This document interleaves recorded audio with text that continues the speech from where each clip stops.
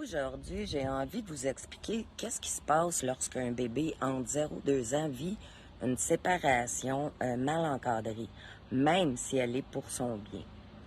Comprendre l'impact des séparations précoces sur le développement du lien 0-2 ans, super important. Parce que entre 0 et 2 ans, un enfant ne comprend pas encore les mots, hein? Mais il va tout ressentir, tout. C'est une période où le cerveau, le cœur et le système nerveux se construisent à partir de la sécurité émotionnelle que va lui offrir sa figure d'attachement principale, hein? Souvent la maman ou la personne qui va répondre à ses besoins avec constance, douceur et chaleur. Et bienveillance. Il ne faut jamais oublier la bienveillance.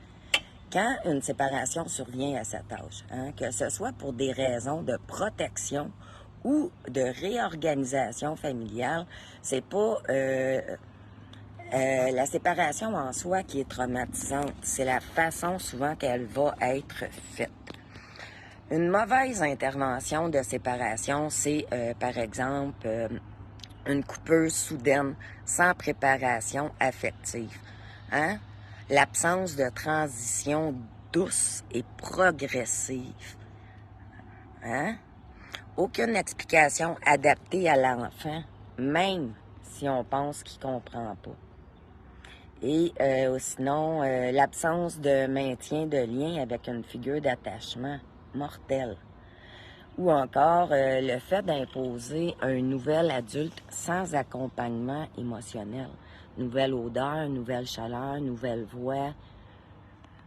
Hein? Puis quand une séparation est mal faite, à cet âge qui est très sensible, on ne se le cachera pas, l'enfant ne comprend pas ce qui se passe. Hein?